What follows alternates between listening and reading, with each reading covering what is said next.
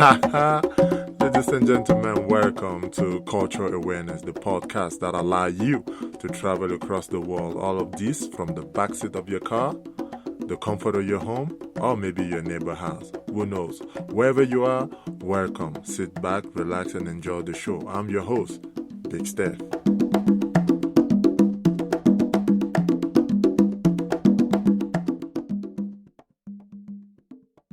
All right, ladies and gentlemen, welcome to this new podcast episode. I hope you guys all are having a great week. If you just came off the weekend like I did, well, I hope your weekend was well by the grace of God. So, before we begin, let's talk about something that I think is something that we will maybe all agree on or disagree on. But no matter what, everybody will always have their opinion, and this is what we encourage here at Cultural Awareness Podcast. This is your host, Stefan, one more time, Big Steph.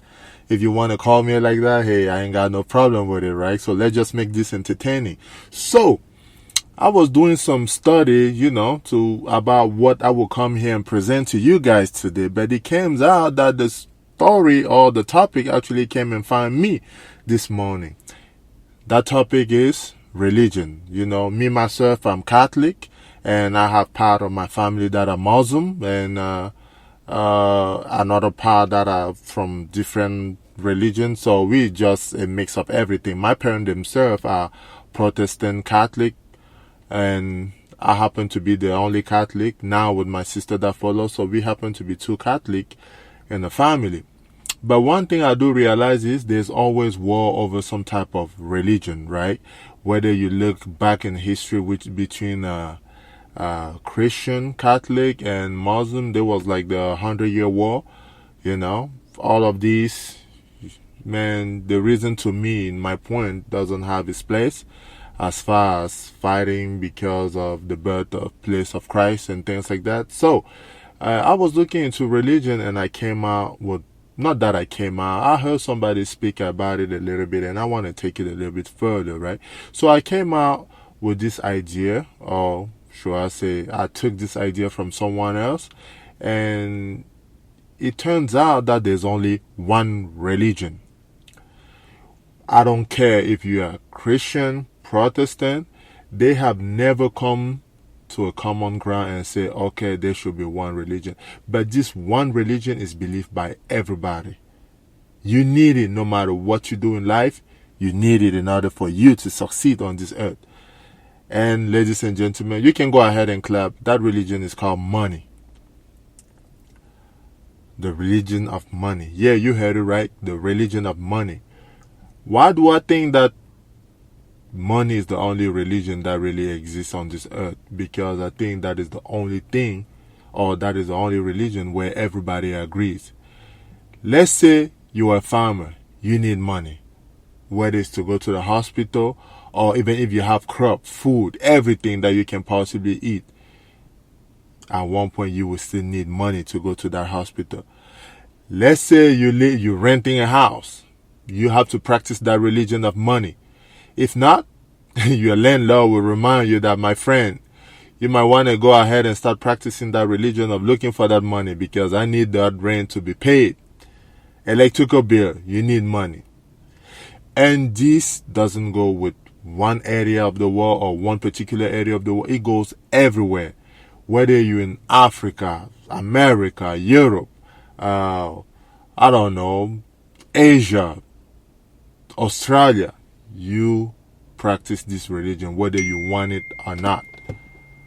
You have to practice that religion. It's called the religion of money. We are all on this earth for happiness. To be happy on this earth, you have to have certain amount of money. I'm not saying that you have to be a billionaire, but you have to have a little bit of money to get around. My question now is, what do you guys think about it? What do you guys think about the fact that the only religion that really exists, that everybody, I believe, in my opinion, should be able to agree on, is money? Money rules the world. Whether you like it or not, that is the truth. Now, don't get it mistaken with the fact that you still need God in your life, because people might hear that and say, so you don't believe in God? Of course I believe in God. I believe in God to the deepest of my heart. But I also know that situation on this earth made it that You need money to get around, no matter what you do. Buy that car note or pay that car note, you need money.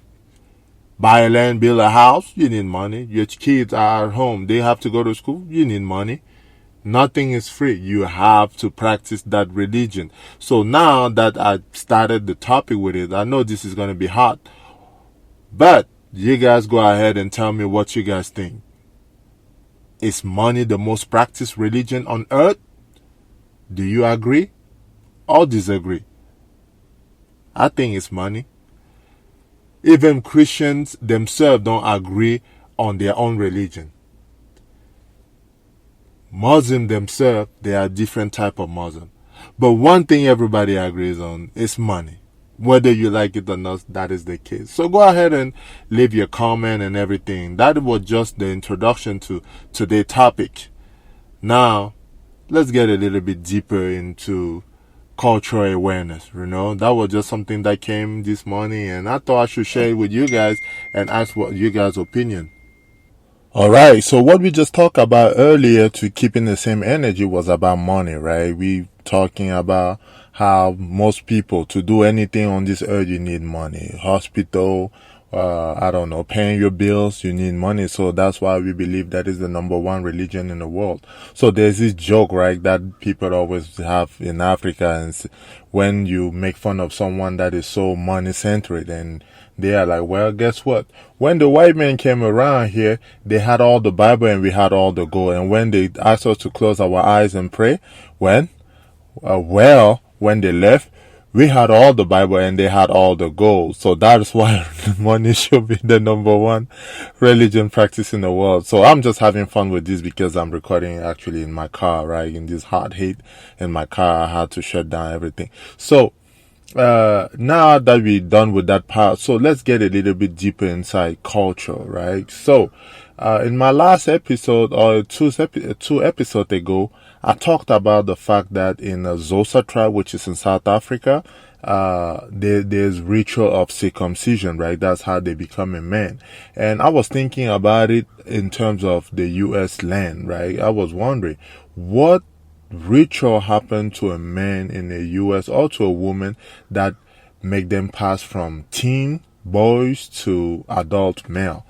Because I know in my culture we also have it. We call that ritual the nyang nyang, where we all have to go through. It takes like 9 days for all of it to be complete and things like that. But preparation for it is like it takes months to prepare for the ritual of the nyang nyang. But that ritual itself only takes about like 9 days, where you go from you mix with all other kids from like different part of the country. They came from different city, but obviously from the same tribe, and we go do this ritual that take 9 days. And I won't talk about the ritual because once you do the ritual, it's a secret thing, like it's mysterious thing, so you're not allowed to talk about it. So I'm not going to get deeper into it just because we are not allowed to talk about what happens in there, So anyway, my point is, we have a ritual that helps us transition from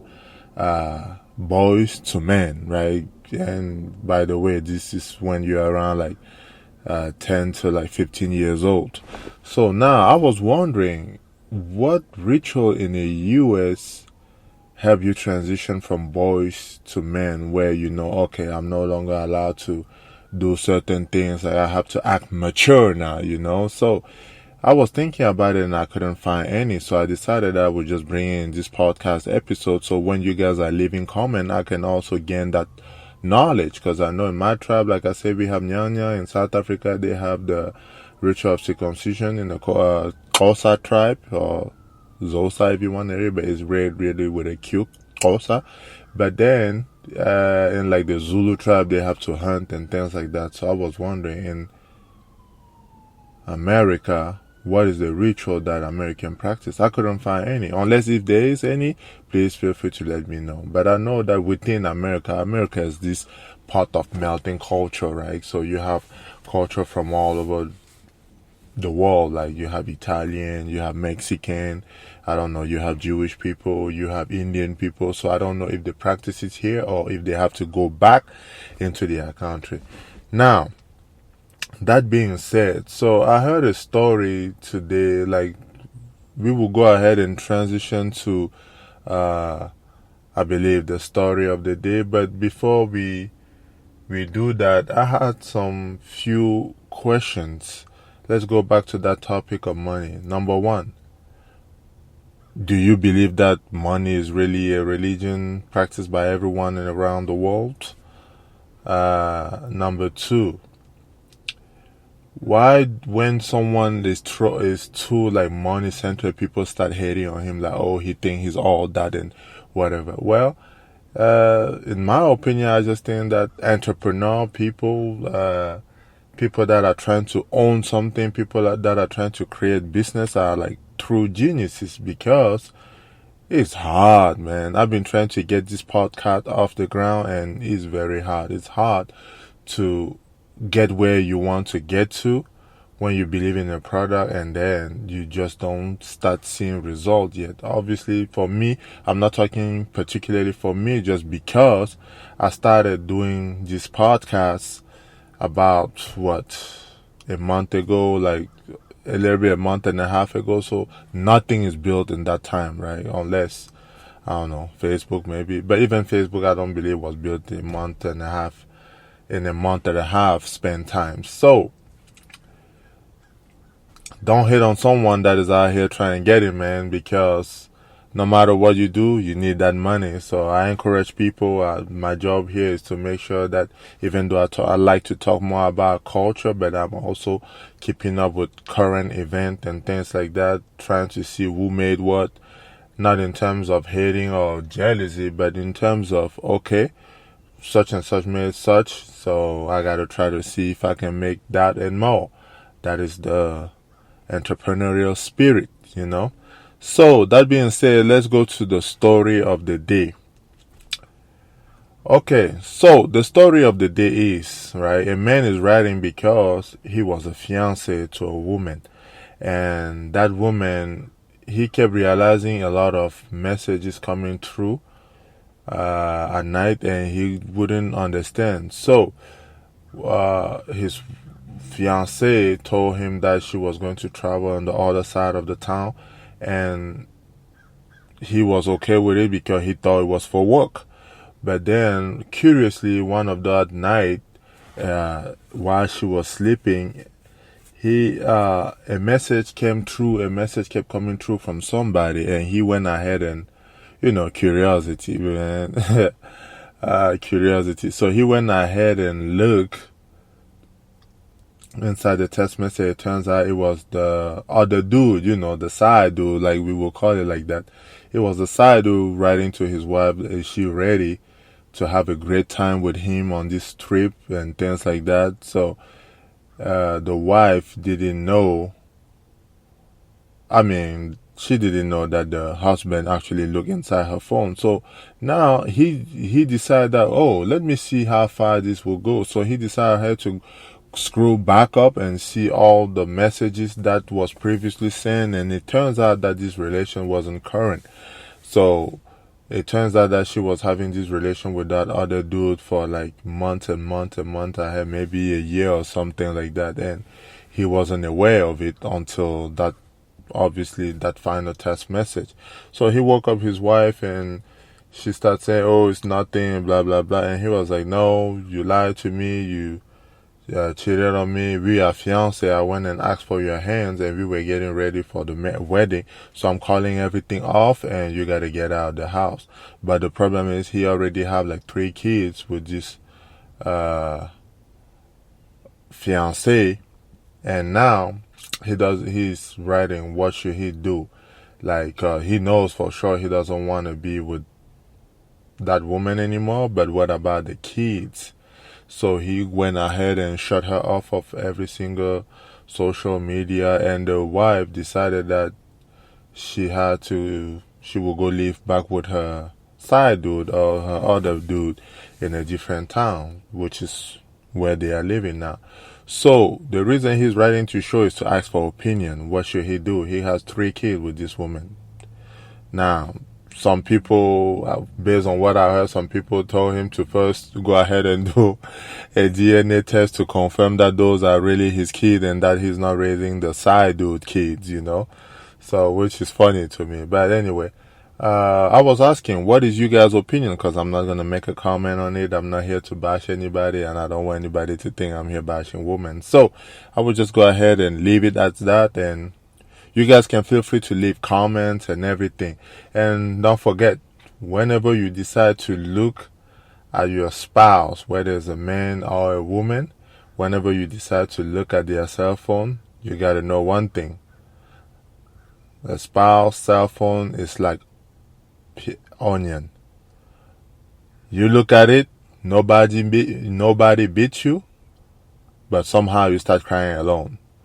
So, I repeat, a spouse cell phone is like onion. You look, nobody look at you, nobody beats you, but somehow you start crying. He looked at it, and then he saw what he wanted to see. I'm not saying that you shouldn't, if you feel like something is wrong, then you should go ahead and look. But once you decide to look, you got to know that, hey, there's a possibility of something happening. So either way, go ahead and leave comment to the podcast and everything, and I will go ahead and respond. Alright guys, so I also been trying to promote my podcast, and I don't know how people promote their podcast. So I saw this place where they asked me for like $10, but I want to make sure that it's going to be a good investment before I do it. So they were asking like $10 a month. And so please, if you guys also know a best way to promote a podcast, feel free to let me know, right? Because I'm trying to really get this thing off the ground. And I thought about also doing some type of YouTube video as I'm recording the podcast, so that people can see me live or see what I look like. I'm not that scary guy on the picture, but I like the picture. So yeah, feel free to let me know. That also lead me to another thing. I have some couple of friends that just got to America, and they were asking me what is the best food to eat, and I was like, ooh, that's a big question. So that bring me on next episode. Maybe next episode we should try to go ahead and do like, what are the best cultural food to eat? My number one first cultural food to eat, it has to be probably the Jamaican food or Indian food, just because it's very, very, or Mexican food as well. So those three foods, because their food has flavor, right? So it look closer to, it's the closest we can actually get to African food or Western African food. Anyway, thank you for listening to my podcast again today. I hope you had you learned something today. This episode is very short just because I wanted to talk about money. And feel free, leave your comment, contact me. My cell phone is on there, or leave a comment and we can get in contact that way. So like usual, God bless you, and have a great week, and see you on the next episode. Not like Snoop Dogg, but see you on the next episode. Big step.